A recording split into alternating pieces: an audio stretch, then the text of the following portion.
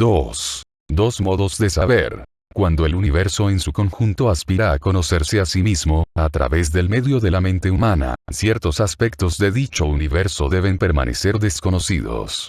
Con el despertar del conocimiento simbólico parece emerger una dicotomía en el universo entre el conocedor y lo conocido, el pensador y lo pensado, el sujeto y el objeto, y la esencia de nuestra conciencia, como conocedora e investigadora del mundo exterior, elude a fin de cuentas su propia comprensión y permanece como lo desconocido, oculto e inalcanzable, así como la mano es capaz de agarrar numerosos objetos pero jamás a sí misma, o nuestros ojos pueden ver el mundo pero nunca a sí mismos. En palabras de D.T. Suzuki, al principio, que no es realmente el principio, la voluntad quiere conocerse a sí misma, despierta la conciencia y con dicho despertar la voluntad se divide en dos. Una de dichas voluntades, global y completa en sí misma, es ahora a la vez actor y observador.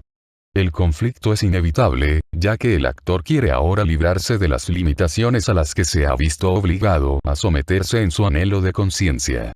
En cierto modo ha adquirido la capacidad de ver, pero al mismo tiempo hay algo que, como observador, es incapaz de ver. El físico Eddington lo resumió diciendo que la naturaleza asegura así que el conocimiento de medio mundo garantice la ignorancia de la otra mitad, y G. Spencer Brown, en un fragmento más espectacular, explica. Consideremos, por un momento, el mundo tal como lo describe el físico. Consiste en cierto número de partículas fundamentales que, propulsadas a través de su propio espacio, aparecen como ondas y están por consiguiente dotadas de una estructura laminada como la de las perlas o las cebollas, y otras ondas electromagnéticas que es útil considerar, según la norma de Occam de no multiplicar innecesariamente los entes conceptuales, que se desplazan por el espacio a una velocidad constante. Todas ellas parecen estar vinculadas entre sí por ciertas leyes naturales que indican la forma de su relación. Ahora bien, el propio físico que lo describe, según su versión de los hechos, está él mismo construido de igual modo. Es, dicho brevemente, una conglomeración de las mismas partículas que describe, vinculadas ni más ni menos entre sí y gobernadas por las mismas leyes generales que él mismo ha logrado descubrir y definir. Por tanto, resulta ineludible que el mundo que conocemos ha sido construido con el fin, y por consiguiente la capacidad, de verse a sí mismo. Esto es realmente asombroso. No tanto por lo que ve, que ya de por sí puede parecer bastante fantástico, sino por el hecho de que sea realmente capaz de ver. Pero, para lograrlo, es evidente que antes debe dividirse a sí mismo en por lo menos un estado que ve y por lo menos otro estado que es visto. En dicho estado, desunido y mutilado, lo que ve solo puede ser parte de sí mismo. Cabe afirmar que el mundo es indudablemente sí mismo, es decir, indistinto de sí mismo. Sin embargo, todo intento de verse a sí mismo como objeto debe provocar irremediablemente una distinción de sí mismo y por consiguiente falsa consigo mismo. En dicho estado, siempre se eludirá parcialmente a sí mismo. Así pues, del mismo modo que un cuchillo no puede cortarse a sí mismo, el universo tampoco es capaz de verse en su totalidad como objeto, sin mutilarse por completo. Todo intento de asimilar el universo como objeto de conocimiento es, por consiguiente, profunda e inextirpablemente contradictorio. Y cuanto mayor parece su éxito, mayor es en realidad su fracaso, mayor es el grado en que el universo se convierte en falso consigo mismo. No obstante, es curioso que este tipo de conocimiento dualista según el cual el universo se divide en sujeto y objeto, así como verdad y mentira, bueno y malo, etc., constituya la base fundamental de la filosofía, la teología y la ciencia en Occidente. La filosofía occidental, en general, es la filosofía griega y la filosofía griega es la filosofía de los dualismos. La mayoría de los principales temas filosóficos debatidos todavía hoy fueron creados y modelados por los filósofos de la antigua Grecia. Entre ellos se encuentra el dualismo de la verdad frente a la mentira, cuyo estudio recibe el nombre de lógica, el de la bondad frente a la maldad, denominado ética, y el de la apariencia frente a la realidad, llamado epistemología. Los griegos iniciaron también el estudio a gran escala de la ontología, o exploración de la naturaleza esencial o ser del universo, basando sus primeras investigaciones en los dualismos de uno frente a muchos, el caos frente al orden, y la simplicidad frente a la complejidad. Firmemente anclado en dichos dualismos, el pensamiento occidental, a lo largo de la historia, ha seguido generando los suyos propios. El instinto frente al intelecto, la onda frente a la partícula, el positivismo frente al idealismo, la materia frente a la energía, la tesis frente a la antítesis, la mente frente al cuerpo, el conductismo frente al vitalismo, el destino frente al libre albedrío, el espacio frente al tiempo. La lista es interminable. De ahí que Whitehead afirmara que la filosofía occidental es una esmerada nota a pie de página en la obra de Platón. Esto es realmente extraño, ya que si el conocimiento dualista es esencialmente tan contradictorio como intentar tocarse la punta del dedo con el propio dedo o que un pie se pise a sí mismo, ¿qué impidió que se abandonara hace mucho tiempo? ¿Por qué ha ejercido tanta influencia a lo largo del desarrollo del pensamiento europeo? ¿Por qué sigue dominando, en una u otra forma sutil, las ramas principales de la intelectualidad occidental de hoy? Lamentablemente, la investigación de la historia del tronco principal del pensamiento occidental en busca de una solución convincente al problema del dualismo equivale tan solo a aproximarse todo lo posible a la muerte por aburrimiento. Una de las razones por las que el enfoque dualista divide y vencerás ha sido tan pernicioso es el hecho de que el error del dualismo constituye la base de la intelectualidad y es por tanto virtualmente imposible que la misma lo erradique. Catch 22. Si tengo una mosca en el ojo, ¿cómo puedo ver que tengo una mosca en el ojo? Para detectarlo se precisa una metodología rigurosa, consistente y tenaz, capaz de seguir el dualismo hasta sus propios límites, a fin de llegar a su propia contradicción. Imaginemos, por ejemplo, que uno esté plenamente convencido de que la Tierra es plana y que por muchas pruebas intelectuales que se aporten para demostrar lo contrario, se aferre obstinadamente a su creencia. El único modo de que su error sea evidente consistirá en desplazarse consistente y permanentemente en la misma dirección. Al no caer por ningún precipicio, el error será aparente y es más probable que entonces cambie de opinión. Al explorar persistentemente la creencia falsa hasta su conclusión final, habrá logrado discernir el error. Ahora bien, este tipo de enfoques experimentales constituyen hoy en día una parte importante de la metodología científica, y por consiguiente es la ciencia la que ofrece potencialmente el tipo de enfoque riguroso capaz de erradicar los dualismos, gracias sobre todo a su exhaustivo experimentalismo y a su sofisticada instrumentación, que permiten investigar el dualismo hasta sus mismos límites.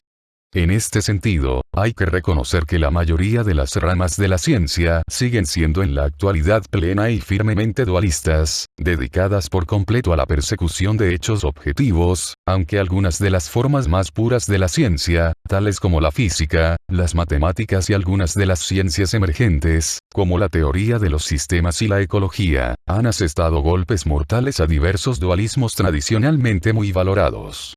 Esas son las ramas a las que nos referimos cuando afirmamos que la ciencia es el destructor potencial de los dualismos occidentales. No obstante, dichas ramas científicas son de invención relativamente reciente, sobrepasando escasamente los 300 años, y por consiguiente solo en la historia reciente hemos comenzado a presenciar la eliminación de los dualismos que impregnan el pensamiento occidental desde hace 25 siglos.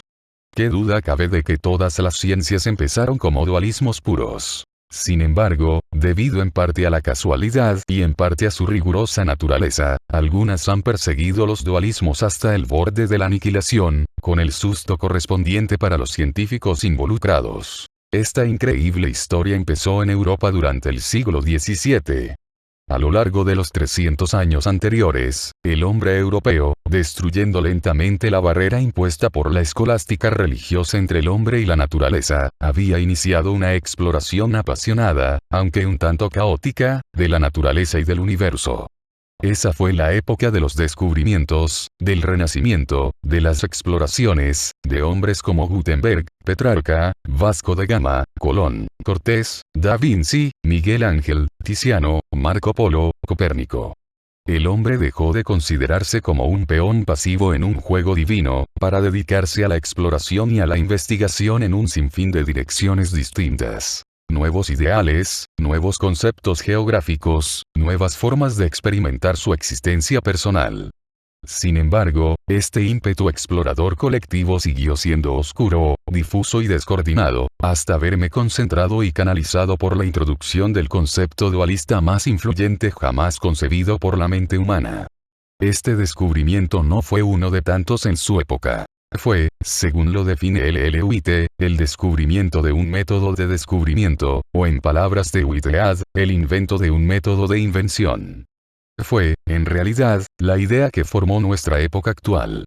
L. White lo cuenta así. Anteriormente, 1600, los únicos sistemas de pensamiento desarrollados habían sido las organizaciones religiosas o filosóficas de la experiencia subjetiva, mientras las relativamente escasas observaciones objetivas de la naturaleza permanecían más bien desorganizadas. El racionalismo medieval era subjetivo. No existía todavía una filosofía racional de la naturaleza, de complejidad o precisión comparables. A lo largo de 2000 años, el hombre había estado observando, comparando e intentando clasificar sus observaciones, pero sin que existiera todavía un sistema ideológico concerniente a la naturaleza, dotado de un método sistemático para facilitar el descubrimiento. Hemos llegado a un momento sumamente significativo.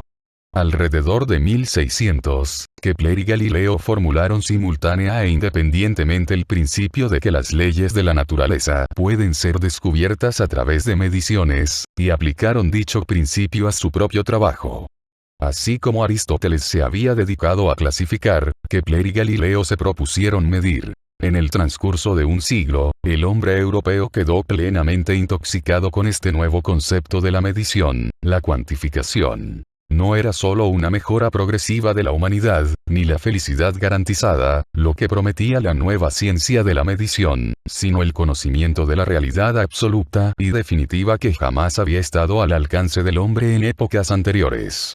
La naturaleza y sus leyes permanecían ocultas en la noche. Dios dijo exista Neutón y todo se hizo luz. La realidad definitiva era todo aquello susceptible de ser medido y el europeo había emprendido la investigación frenética del conocimiento. Implícitas en dicha investigación, había otras dos ideas que pasaron a ser inseparables de la cuantitativa. La realidad era objetiva y la realidad era verificable. Todo conocimiento debía quedar reducido a dimensiones objetivas, las cualidades objetivas primarias de número, posición y movimiento, mientras que los aspectos subjetivos, las cualidades secundarias de las emociones, los sentidos y la intuición, debían ser exterminados por completo, ya que a fin de cuentas eran irreales. La verdadera observación, no tardó en declarar Comte, debe ser necesariamente externa al observador en lugar de buscar una respuesta a esa perturbadora cuestión del dualismo del sujeto frente al objeto. La nueva ciencia se limitó a eludir el tema. Declaró el tema irreal. La metodología de la medición se convirtió en una nueva religión, puesto que permitía, por primera vez, la aplicación de un procedimiento sistemático para la verificación empírica de una proposición.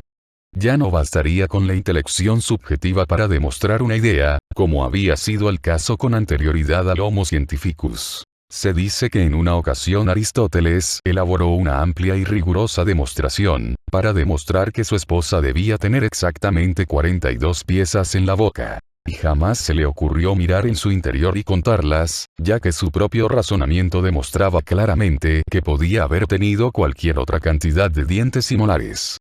La filosofía, a partir de entonces, se convirtió en una especie de juego para adultos, cada uno de ellos convencido de la certeza de sus ideas, gritándose entre sí. Eso es no, no lo es sí, es eso no, no es eso sí, lo es no, no lo es lo es. No lo es. Como Bertrand Russell confesó, puede que parezca extraño, pero no es culpa mía. En todo caso, dichas riñas dejarían de ser aceptables. Toda propuesta debía limitarse a lo que fuera objetivamente medible y comprobable. En resumen, todo lo que no se ajustara a dicho criterio, simplemente no existía o, con toda claridad, no merecía ser conocido. Este es exactamente el tipo de poderosa y consistente metodología capaz de destruir los dualismos y, a pesar de que los científicos de aquella época no supieron reconocerlo, habían comenzado a construir una metodología, a partir del dualismo cartesiano del sujeto frente al objeto, de tal persistencia que acabaría por desintegrar el propio dualismo en el que se basaba. La ciencia clásica estaba destinada a ser autoaniquilada. El hecho de que esto pudiera llegar a ocurrir refleja una virtud positiva del nuevo método científico, es decir, su disposición a seguir un rumbo determinado hasta sus últimas consecuencias, aceptando y evaluando las pruebas obtenidas sobre la marcha. En este sentido, se diferenciaba de los demás sistemas ideológicos que permanecían más bien cerrados. Por ejemplo, el pensamiento fundamentalista cristiano era, y sigue siendo cerrado, en el sentido de que niega toda posibilidad de auténtica autocrítica, ya que atreverse a cuestionar el dogma es considerado como obra evidente del propio diablo. Saben que algo es cierto porque así lo afirma el dogma. ¿Cuál es el libro más sagrado y verdadero del mundo? La Biblia, como se sabe. Lo afirma la Biblia. Esto parece extraño, pero no es culpa mía. Por lo menos a ciertos niveles, la ciencia era un sistema abierto. A pesar de negar rotundamente todo lo no medible, no objetivo y no verificable, estaba dispuesta a seguir su propio rumbo con rigor y honradez hasta sus últimas consecuencias, que no tardarían en manifestarse. Heisenberg afirma: no era posible ver lo que podía haber de erróneo en los conceptos fundamentales de materia, espacio, tiempo y causalidad, que tanto éxito habían tenido a lo largo de la historia de la ciencia.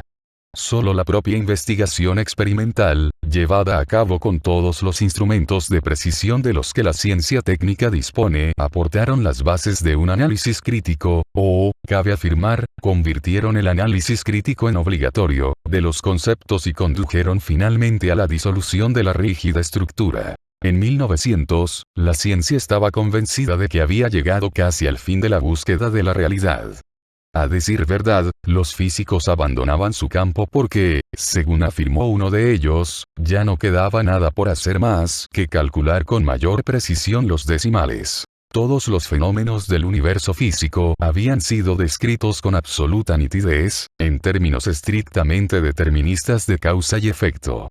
En cierto sentido, seguía siendo el viejo mundo judeocristiano de un conjunto político de fragmentos y partículas materiales finitas, gobernadas por una ley absoluta, es decir, medible, cuyo único elemento ausente era la figura del propio monarca, a quien muchos científicos consideraban como el gran relojero, ese excelso mecánico que inicialmente le había dado cuerda al universo y a continuación, víctima de una inesperada pereza, se había sentado a contemplar cómo se le agotaba.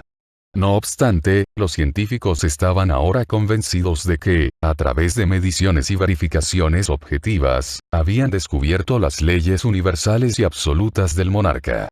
Todos los fenómenos de la naturaleza podían reducirse a pequeños fragmentos de materia a su vez rigurosamente definidos por la mecánica newtoniana.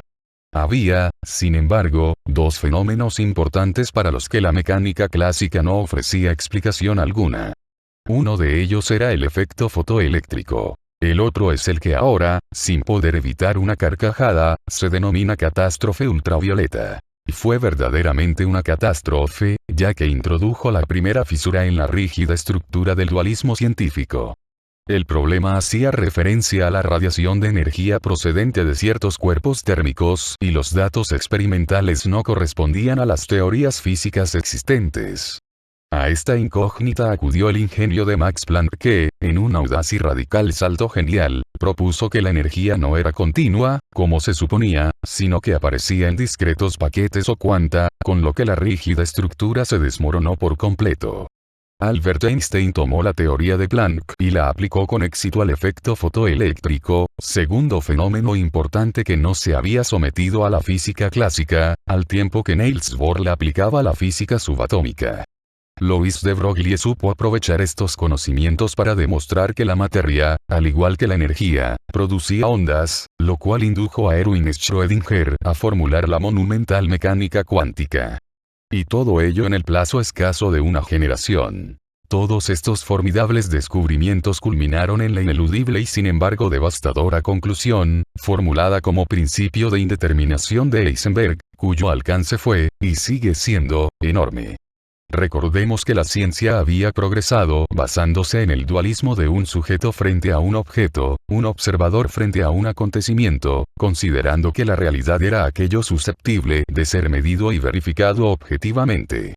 Esta investigación dualista se extendió por fin al mundo de la física subatómica y, Como es natural, el objetivo de los científicos era el de señalar y medir las partículas, tales como los electrones, que componían el átomo, ya que se las suponía la realidad de las realidades, los componentes finales e irreductibles de toda la naturaleza. He ahí precisamente la clave del problema. Para medir cualquier cosa se necesita algún tipo de herramienta o instrumento, sin embargo, el electrón pesa tan poco que cualquier tipo de artefacto concebible, incluso uno tan ligero como un fotón, forzaría al electrón a cambiar de posición al intentar medirlo. No se trataba de una dificultad técnica sino, por así decirlo, de un problema intrínseco del propio material del universo. Los físicos en cuestión habían llegado al punto de aniquilación y el supuesto que les había conducido hasta el mismo, el de que el observador es independiente del acontecimiento, y el de que se puede manipular dualmente el universo sin alterarlo, resultó ser insostenible. De algún modo misterioso, el sujeto y el objeto estaban íntimamente unidos, y las múltiples teorías que habían supuesto lo contrario se tambaleaban. Como el físico Eddington declaró, algo desconocido hace algo que no comprendemos. He ahí a lo que se reduce nuestra teoría. No parece una teoría particularmente esclarecedora. He leído algo parecido en otro lugar. Los resbaladizos petimetres giraban y pirueteaban en la caterva 6 y Aldane susurraba que el universo no solo es más extraño de lo que suponemos, sino más extraño de lo que podemos suponer. Esta incapacidad de definir totalmente las realidades definitivas del universo halló su expresión matemática en el principio de indeterminación de Heisenberg, 7 y marcó el fin del enfoque clásico y puramente dualista de la realidad. Whitehead afirmó: el progreso de la ciencia ha llegado ahora a un nuevo punto de partida. Los sólidos cimientos de la física se han desmoronado, los viejos cimientos del pensamiento científico se convierten en incomprensibles. Tiempo, espacio, materia, material, éter, electricidad, mecanismo, organismo, configuración, estructura, pauta, función. Todo ello debe ser reinterpretado. ¿Qué sentido tiene hablar de explicación mecánica cuando no sabemos lo que se entiende por mecánica? 8. Louis de Broglie, que había jugado personalmente un papel importante en la revolución cuántica, expresó su naturaleza profundamente cataclísmica declarando que el día en el que se introdujeron, subrepticiamente, los cuantos, temblaron hasta los cimientos del vasto y grandioso edificio de la física clásica. Pocos han sido los trastornos comparables en la historia del mundo intelectual. 9. La revolución cuántica fue tan cataclísmica debido a que no atacó una o dos conclusiones de la física clásica, sino sus propios cimientos, la base que servía de soporte para la totalidad de su estructura, es decir, el dualismo sujeto-objeto. Se suponía que lo real debía ser aquello susceptible de ser observado y medido objetivamente, pero estas últimas realidades no podían ser plenamente observadas ni medidas en ninguna circunstancia, lo que las convertía, sin ánimo de exagerar, en una forma chapucera de realidad. Estas últimas realidades se desplazan cada vez que uno intenta medirlas. Es como si hubiéramos decidido que la manzana es la verdad absoluta e intentáramos cazarla al vuelo. Según Sullivan, no podemos observar el curso de la naturaleza sin alterarlo, y Andrade afirma que observar equivale a intervenir en lo que está siendo observado, la observación altera la realidad. Quedó perfectamente claro para dichos físicos que la medición objetiva y la verificación no podían ser ya determinantes de la realidad absoluta, debido a que el objeto medido no se podía separar nunca por completo del sujeto medidor. Lo medido y el medidor, lo verificado y el verificador, a este nivel, son una y la misma cosa. El sujeto no puede manipular el objeto, porque el sujeto y el objeto son en definitiva una y la misma cosa. Al mismo tiempo que se desintegraba la rígida estructura del dualismo científico en la física, un joven matemático llamado Kurt Gödel, que en aquel momento tenía solo 25 años, elaboraba lo que fue sin duda el tratado más increíble en su género. En esencia, es una especie de analogía lógica del principio físico de indeterminación de Heisenberg. Conocido en la actualidad como teorema de Gödel, consiste en una rigurosa demostración matemática de que todo sistema lógico cerrado debe poseer por lo menos una premisa, que no se puede demostrar o verificar sin contradecirse a sí misma. Por consiguiente, es imposible establecer la coherencia lógica de cualquier sistema deductivo complejo, a no ser que se acepten principios de razonamiento cuya coherencia interna sea tan cuestionable como la del propio sistema. Así pues, tanto desde un punto de vista lógico como físico, la verificación objetiva no es prueba de realidad, excepto con fines consensuales. Si todo debe ser verificado, ¿cómo se verifica al verificador, ya que sin duda forma parte del todo? En otras palabras, cuando el universo se divide en sujeto y objeto, en un estado que ve y otro que es visto, algo queda siempre al margen. En estas condiciones, el universo siempre se eludirá parcialmente a sí mismo. Ningún sistema observador puede observarse a sí mismo observando. El que ve no puede verse a sí mismo viendo. Todo ojo tiene un punto negro. Y esta es precisamente la razón por la que en todo intento dualista no hallamos más que incertidumbre e indeterminación. En el fondo del mundo físico, el principio de indeterminación. En el fondo del mundo mental, el teorema de Gödel. La misma brecha, el mismo universo que se elude a sí mismo, el mismo algo que falta.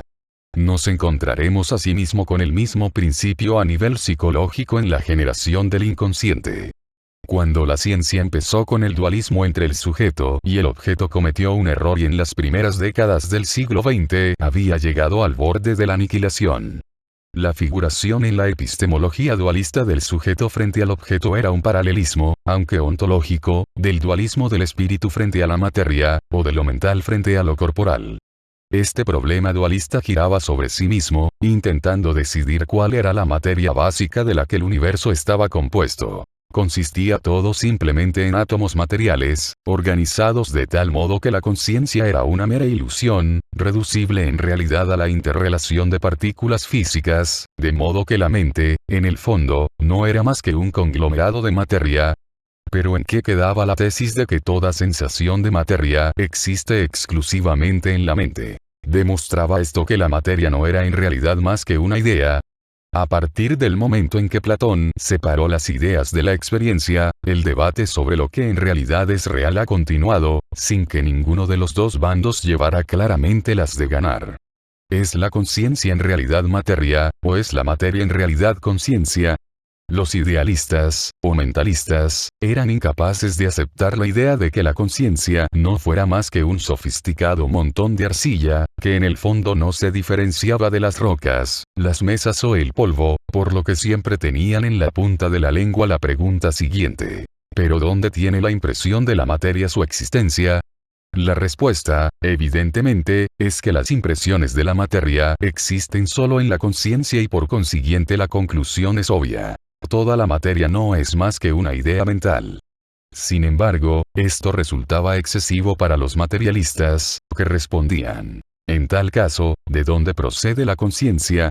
A lo que había que responder inevitablemente: tan solo de un proceso físico en el cerebro humano, llegando por consiguiente a la conclusión de que todas las ideas son simplemente materiales. Tanto un lado como otro presentaban con persuasión y apasionamiento sus respectivos argumentos, de modo que la decisión final dependía por lo general de la inclinación individual, como lo indica la siguiente anécdota relatada por Eddington. Cuando el Dr. Johnson comenzaba a sentirse atrapado en una discusión sobre la ingeniosa sofistería del obispo Berkeley encaminada a demostrar la inexistencia de la materia y que todo en el universo era meramente ideal, respondió dándole una soberana patada a una enorme roca, que le obligó a retroceder. Así es como lo refuto. No está muy claro lo que le aseguró aquella acción, pero al parecer le sirvió de consuelo. Y en la actualidad, los científicos positivistas se sienten igualmente impulsados a eludir dichas elucubraciones mentales, para volver a algo pateable, aunque deberían ser conscientes de que lo que Rutherford ha dejado de aquella enorme roca es apenas susceptible de ser pateado. Como lo sugiere esta anécdota, el antiguo científico se había aliado a los materialistas, ya que los fragmentos de materia eran tangibles, y por consiguiente susceptibles de ser medidos y verificados, mientras que a ningún científico se le había ocurrido algún tipo de instrumento capaz de detectar la espiritualidad. Los nuevos físicos cuánticos no se lo discutieron, qué duda cabe de que tampoco hallaron ningún elemento espiritual. Sin embargo, y eso es lo importante, tampoco lograron encontrar ningún elemento material. En palabras de un físico, nuestro concepto de la sustancia solo es claro mientras no nos enfrentamos al mismo. Cuando lo analizamos comienza a desvanecerse, la sustancia sólida de las cosas es otra ilusión. Hemos perseguido la sustancia sólida desde el líquido continuo hasta el átomo, desde el átomo hasta el electrón, y ahí la hemos perdido. Y Bertrand Russell lo resumió sucintamente. Podemos denominar al mundo físico o mental, o ambas cosas, según se nos antoje. En realidad las palabras no cumplen ningún propósito. En breve, la física cuántica había conducido a otro dualismo, el de lo mental frente a lo material, al borde de la aniquilación, donde se había desvanecido. Pero el aspecto decisivo era el del dualismo fundamental del sujeto frente al objeto, del observador frente al acontecimiento, que resultó insostenible, no debido a la opinión arbitraria de un grupo determinado de filósofos, sino nada menos que a la autoridad de la física.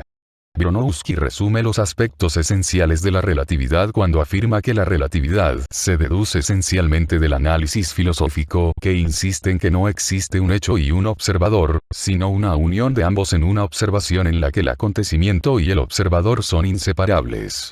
Y Erwin Schrödinger, fundador de la mecánica cuántica, afirma escuetamente: el sujeto y el objeto son uno solo.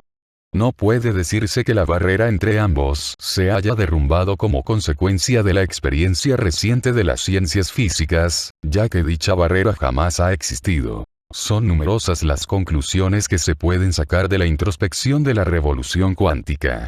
A decir verdad, tan numerosas que la mayoría de los filósofos moderados utilizan el principio de indeterminación de Heisenberg y la mecánica cuántica de Schrödinger como prueba irrefutable de cualquier teoría en la que, a la sazón, crean. Por consiguiente, la única conclusión de la que nos ocuparemos será la propuesta por estos dos físicos. La conclusión de Werner Heisenberg es clara. Desde el primer momento participamos en el debate entre el hombre y la naturaleza, en el que la ciencia solo juega una parte, de modo que la división habitual del mundo entre sujeto y objeto, mundo interno y mundo externo, cuerpo y alma, ha dejado de ser adecuada y crea dificultades. Erwin Schrödinger coincide plenamente con ello y se limita a afirmar: es imposible evitar dichas dificultades, a no ser que se abandone el dualismo.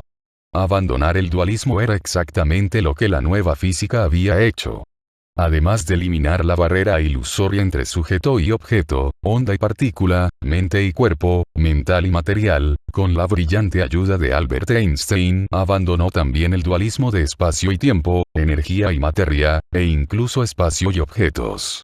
El universo está construido de tal manera, comentó Niels Bohr, que lo opuesto de una afirmación verdadera es una afirmación falsa, pero lo opuesto de una verdad profunda es generalmente otra verdad profunda. Como veremos, al eliminar el dualismo fundamental entre sujeto y objeto, dichos físicos abandonaron en principio todos los dualismos. Para ellos, por lo menos, la guerra dualista de términos opuestos había terminado.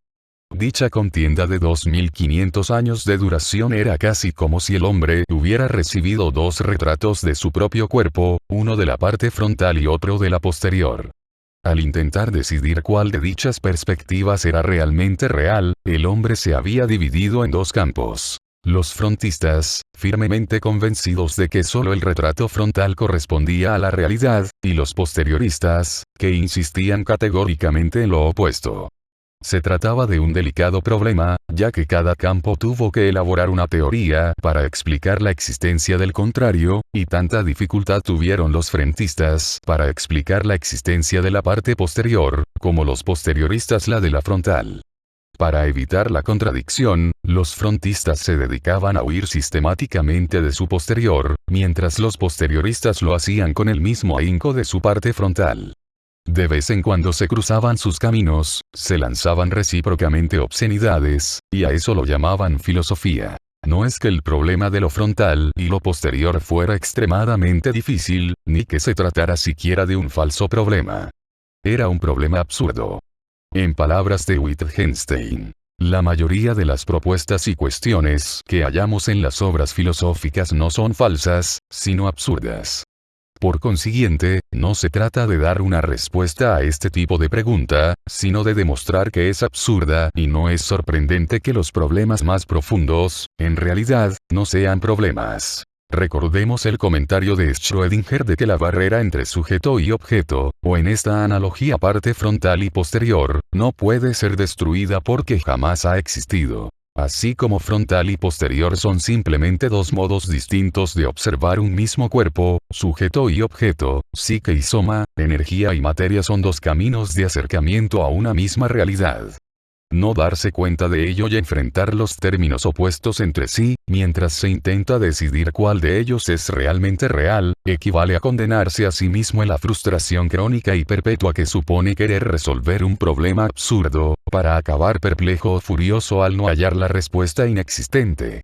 El biofísico L. Witte afirma: así la mente inmadura, incapaz de escapar de sus propios prejuicios en favor de la permanencia, incluso al acercarse al aspecto olvidado del proceso de la experiencia, no sabe reconocer la forma auténtica del proceso de desarrollo y queda condenada a luchar en la camisa de fuerza de sus dualismos. Sujeto/objeto, tiempo/espacio, espíritu/materia, libertad/necesidad, libre albedrío/ley.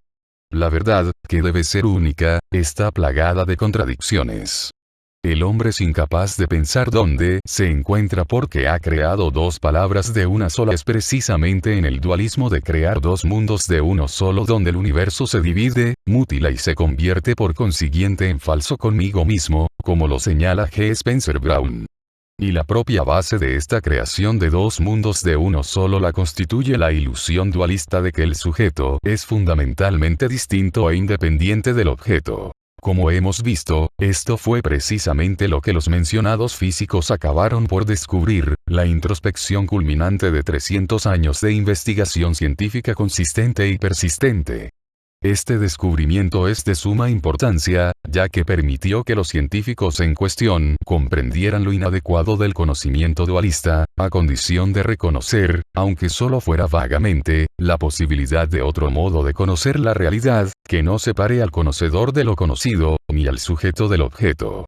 Respecto a este segundo modo, Eddington dice: tenemos dos géneros de conocimiento que yo denomino conocimiento simbólico y conocimiento íntimo. Las formas más comunes de razonar han sido desarrolladas exclusivamente para el conocimiento simbólico. El conocimiento profundo no es susceptible de codificación ni análisis. O, mejor dicho, cuando intentamos analizarlo se pierde su intimidad y la reemplaza el simbolismo. Eddington denomina el segundo modo del conocimiento íntimo, porque el sujeto y el objeto están íntimamente unidos en dicha operación. Sin embargo, a partir del momento en que emerge el dualismo sujeto/objeto, dicha intimidad se pierde y la reemplaza el simbolismo, con lo que caemos inmediatamente de nuevo en ese mundo tan familiar del conocimiento analítico y dualista. Por consiguiente, y antes de extendernos en el tema, el conocimiento simbólico es conocimiento dualista. Y dado que la separación del sujeto y el objeto es ilusoria, el conocimiento simbólico que emana de la misma es también, en cierto sentido, ilusorio. He aquí la metáfora gráfica de Eddington. En el mundo de la física observamos la conducta de una sombra de la vida familiar. La sombra de mi codo se apoya en la sombra de la mesa, al tiempo que la sombra de la tinta se esparce por la sombra del papel. La comprensión franca de que las ciencias físicas se ocupan de un mundo de sombras es uno de los más significativos avances recientes. Comentando el texto anterior, Erwin Schrödinger aclara: tengamos en cuenta que los últimos avances no emanan del propio mundo de la física, caracterizado por su condición tenebrosa. Lo hacían desde Demócrito de Abdera e incluso con anterioridad, sin que fuéramos conscientes de ello. Creíamos ocuparnos del mundo verdadero. La física, y para el caso la mayoría de las disciplinas intelectuales occidentales no trataban del mundo propiamente dicho, debido a que operaban a través del modo dualista del conocimiento, y de lo que se ocupaban por consiguiente era de las representaciones simbólicas de dicho mundo. Ese conocimiento dualista y simbólico es al mismo tiempo el resplandor y la ceguera de la ciencia y de la filosofía, ya que permite elaborar un cuadro sumamente sofisticado y analítico del propio mundo, aunque por muy detalladas e ilustradas que sean dichas representaciones, no pasan de ser precisamente eso, meras representaciones. Por consiguiente, su relación con la realidad es la misma que una fotografía de la Luna con respecto al propio satélite. Korzybski, padre de la semántica moderna, ha explicado esta introspección con suma lucidez, al describir lo que denomina relación mapa-territorio. Por territorio se entiende el auténtico proceso del mundo, mientras que mapa significa cualquier observación simbólica que represente o signifique algún aspecto del territorio. Esto se ve con toda claridad en un mapa común de carreteras, ya que aunque represente fidedignamente una zona determinada, no es la zona propiamente dicha y a nadie se le ocurriría pasar sus vacaciones en un mapa. Existen, sin embargo, formas mucho más sutiles de mapas, como, por ejemplo, nuestro lenguaje cotidiano. Las propias palabras no son aquello a lo que hacen referencia, en el supuesto de que la palabra haga referencia a algo, ya que muchas de ellas solo la hacen a otras palabras. Así pues, la palabra cielo no es en sí misma azul, el término agua no mitiga la sed, la palabra chuleta no satisface el apetito, etc. Korzybski lo resumió escuetamente afirmando que digamos lo que digamos que una cosa es, no lo es. Por consiguiente nuestras palabras, nuestras ideas, nuestros conceptos, nuestras teorías, e incluso nuestro lenguaje cotidiano no son más que mapas del mundo real, del auténtico territorio, y así como el mapa de América no es el territorio real, nuestras ideas científicas y filosóficas sobre la realidad no son la realidad propiamente dicha. Ahora bien, esto no significa que haya algo particularmente dañino o engañoso en los mapas simbólicos, que están dotados de un valor práctico inmenso y son bastante indispensables para nuestra sociedad civilizada. Sin embargo, como señaló Schrödinger, el problema emerge cuando olvidamos que el mapa no es el territorio, cuando confundimos los símbolos de la realidad con la realidad propiamente dicha. La realidad, por así decirlo, se encuentra más allá o detrás de esos símbolos tenebrosos que, en el mejor de los casos, son un facsímil de segunda mano. Al no darse cuenta de ello, el hombre se pierde en un universo de estériles abstracciones, pensando solo en símbolos sobre símbolos acerca de símbolos respecto a nada, sin que la realidad llegue a intervenir en sus elucubraciones. El físico Sir James Jeans aclara: como lo demuestra la nueva física, todos los sistemas físicos anteriores, desde la mecánica newtoniana hasta la consabida teoría cuántica, cometen el error de identificar la apariencia con la realidad. Concentran su atención en las paredes de la caverna, sin ser siquiera conscientes de una realidad más profunda que hay más allá. Acercarse a la realidad más profunda que hay más allá equivale, ni más ni menos, a descubrir la veracidad del territorio a partir del cual se elaboran todos nuestros mapas. Sin embargo, ahí es donde radica precisamente la dificultad, ya que no se trata de elaborar un mapa simbólico más preciso, más auténtico y más científico, sino de descubrir un enfoque sobre el territorio que nos permita prescindir, aunque solo sea temporalmente, de cualquier tipo de mapa. Después de todo, si el único conocimiento intelectualmente respetable lo constituyen los mapas simbólicos del conocimiento, no tardaremos en disponer única y exclusivamente de mapas sobre mapas acerca de mapas, y habremos olvidado por completo el territorio que constituía el objeto original de nuestra investigación. Así pues, el conocimiento simbólico dualista es inadecuado para nuestro propósito, ya que lo que precisamos en su lugar es un enfoque no simbólico ni dualista o, en palabras de Eddington, un conocimiento íntimo de la realidad, más allá de los símbolos de la ciencia. Recordemos que tanto Heisenberg y Schrödinger como Einstein descubrieron que la textura de la realidad es tal que el observador y el suceso, el sujeto y el objeto, el conocedor y lo conocido, no son separables. Por tanto, para comprender esto profundamente precisamos un modo de conocer comparable, un modo de conocer cuya naturaleza sea inseparable de lo que conoce. Era a este modo no dual de conocer al que Schrödinger se refería cuando afirmó, por una parte, que el mundo se da una sola vez. Nada se refleja. La imagen original y la del espejo son idénticas, y por otra que todo esto, es decir, la filosofía occidental, presupone que aceptamos la discriminación entre sujeto y objeto consagrada por los tiempos. A pesar de que lo aceptemos en la vida cotidiana como referencia práctica, a mi entender deberíamos prescindir de ello en el pensamiento filosófico. Por consiguiente, de acuerdo con lo descubierto por los mencionados físicos, disponemos de dos modos básicos de conocer. El primero denominado mapa, conocimiento simbólico, inferencial o dualista, y el segundo conocido como íntimo, directo conocimiento no dual.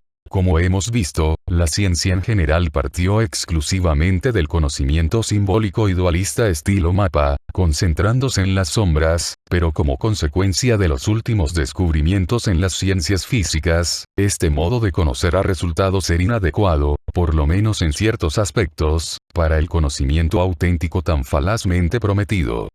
Dicha insuficiencia ha inducido a numerosos físicos a recurrir al segundo modo, o íntimo, de conocer, o por lo menos a plantearse la necesidad de dicho tipo de conocimiento. Sin embargo, ahora debemos rebasar los límites de las ciencias estrictamente físicas, ya que estos dos modos de conocer son universales. Es decir, han sido reconocidos de una forma u otra en diversos momentos y lugares a lo largo de la historia de la humanidad, desde el taoísmo hasta William James, desde el Vedanta hasta Alfred Northwhitehead y desde el Zen hasta la teología cristiana, como lo indican los siguientes ejemplos. Podríamos enumerar gran cantidad de muestras de las diversas escuelas y tradiciones de la filosofía, psicología, religión y ciencia, pero nos contentaremos con las breves citas que figuran a continuación. El camino de la liberación denominado taoísmo reconoce estas dos formas generales del conocimiento como conocimiento convencional y conocimiento natural, es decir, el conocimiento del universo tal como se denomina y define convencionalmente, en contraposición al conocimiento del camino, Tao, del universo como es en realidad. Para nosotros, todo conocimiento es lo que un taoísta llamaría convencional, porque tenemos la sensación de no saber nada a no ser que podamos representárnoslo a nosotros mismos con palabras, o algún otro sistema convencional de signos como los matemáticos o musicales. Dicho conocimiento se denomina convencional porque es cuestión de consenso social en cuanto a los códigos de comunicación. Esto, en otras palabras, es el primer modo, o simbólico, de conocer, mientras que el segundo, para el taoísmo, es el conocimiento no convencional, encaminado a la comprensión directa de la vida, en lugar de los abstractos términos lineales del pensamiento representador. Estas dos formas de conocimiento se distinguen también con toda claridad en el hinduismo, que en el Mundaka Upanishad, 1 de enero de 2004, declara: existen dos modos del conocimiento que podemos alcanzar, que los conocedores de Brahma denominan superior e inferior. El modo inferior, llamado aparividya, corresponde a lo que nosotros hemos denominado mapa simbólico del conocimiento, y se trata de un conocimiento indiferenciado, conceptual y comparativo, basado en una distinción entre el conocedor, pramatra, y lo conocido, visaya. El modo superior, denominado paravidya, no se alcanza avanzando progresivamente a través de las órdenes inferiores del conocimiento, como si se tratara de la última etapa de una serie, sino de golpe, de un modo, por así decirlo, intuitivo e inmediato. 33 Esto corresponde a nuestro segundo modo de conocimiento, o no dual, ya que se trata de una visión intuitiva de la no dualidad, única y autocertificante. La teología cristiana también está perfectamente familiarizada con estos dos modos de conocimiento, como lo demuestran las siguientes palabras del teólogo Nicholas Berdyaev. No podemos prescindir del simbolismo en el lenguaje ni en el pensamiento, pero sí en la conciencia primaria. Al describir experiencias espirituales y místicas, el hombre siempre puede recurrir a símbolos espaciales tales como la altura y la profundidad, símbolos de este u otro mundo, primer modo del conocimiento. Pero en la experiencia espiritual auténtica estos símbolos desaparecen. El acto creativo primigenio es realista y no simbólico, segundo modo del conocimiento. Está desprovisto de elaboración conceptual. Introspecciones semejantes al anterior son bastante abundantes en la teología cristiana. Para el maestro Eckhart, por ejemplo, el conocimiento del simbolismo cartográfico es el conocimiento crepuscular en el que la creación se percibe a través de ideas claramente discernibles, mientras que el segundo modo no dual es lo que denomina conocimiento diurno, ya que en dicho modo las criaturas se perciben sin distinción alguna, habiendo rechazado todas las ideas y prescindido de todas las comparaciones en la unidad que es el propio Dios.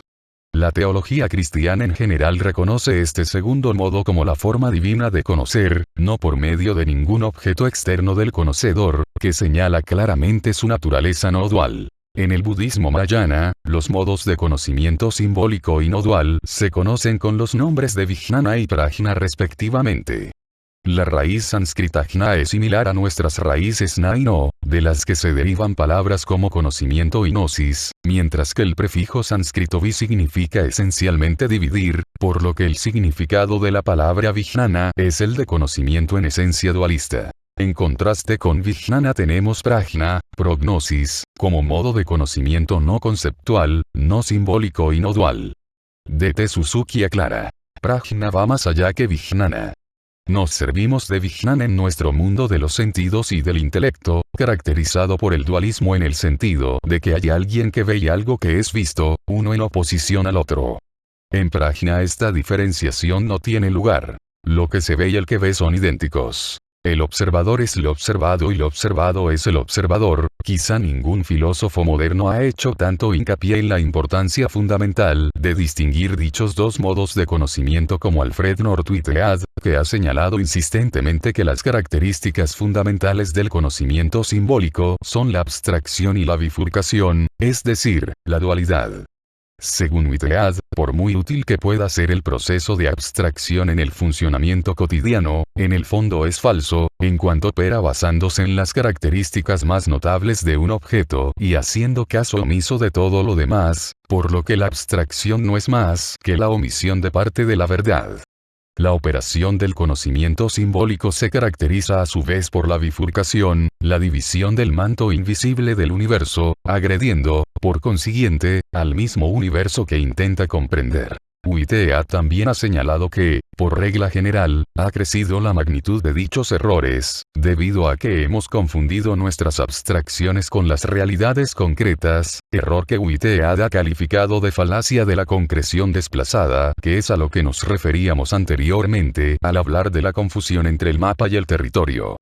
Opuesta a esta forma de conocimiento, tenemos lo que Whitehead denomina aprehensión, que es una sensación íntima, directa, no abstracta ni dual de la realidad. En este sentido, Whitehead coincide plenamente con su predecesor espiritual, William James, que afirma: hay dos formas de conocer las cosas, el conocimiento inmediato o intuitivo, y el conocimiento conceptual o representativo. A pesar de que ciertas cosas, como el papel blanco que tenemos ante los ojos, pueden conocerse intuitivamente, la mayor parte de lo que sabemos, como, por ejemplo, la existencia actual de tigres en la India o el sistema de filosofía escolástica, solo lo conocemos de un modo representativo o simbólico. 39 El pensamiento simbólico o representativo es un modo de conocimiento con el que estamos todos familiarizados. Se considera al sujeto independiente del objeto y el saber consiste en establecer una cadena externa de intermediarios físicos o mentales que vinculen el pensamiento con el objeto. Sin embargo, el segundo modo de conocimiento no contiene dicha duplicidad, ya que, en palabras de James, cuando el conocimiento es inmediato o intuitivo, el contenido mental y el objeto son idénticos. 40 El reconocimiento de los modos simbólico y no dual del conocimiento ocupa también un lugar destacado en las obras de Henry Bergson, Intelecto contra Intuición, Abraham Maslow, Conocimiento intelectual contra conocimiento fusional, Trigant Burrow, Distensión contra cotensión, Norman O. Brown, Conocimiento dualista contra conocimiento carnal. Kamal debido a que el sujeto y el objeto se convierten en uno en el acto del conocimiento, Andrew Weil, abstinente contra colocado, Krishnamurti, pensamiento contra conciencia, Spinoza, intelecto contra intuición, por no hablar del trabajo embrionario de Dewey sobre el transaccionalismo, y limitándonos a mencionar un número reducidísimo de autores. Ahora bien, si es cierto que al dividir el universo en sujeto y objeto, en conocedor y conocido, al crear dos mundos de uno solo, hay dividir el manto indivisible del universo y, en resumen, al realizar este acto primigenio de dualismo el universo queda mutilado, desgarrado y aislado de sí mismo, convirtiéndose por consiguiente en falso consigo mismo. Nuestra única esperanza de conectar con la realidad, si es que efectivamente existe, dependerá necesariamente del abandono total del modo dualista de conocimiento, que no hace más que repetir dicho acto primigenio de mutilación en cada uno de sus pasos.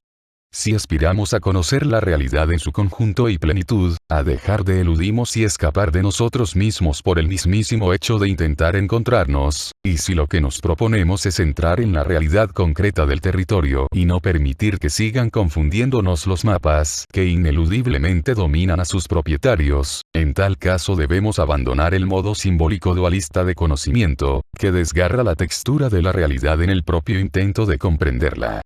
En una palabra, lo que debemos hacer es salir de las tinieblas del conocimiento crepuscular, para entrar en el resplandor del conocimiento diurno. Si nuestro propósito es conocer la realidad, es al segundo modo de conocimiento al que debemos acabar por recurrir. De momento nos basta con saber que poseemos dicho conocimiento diurno, pero nuestra satisfacción será enorme cuando logremos despertarlo plenamente.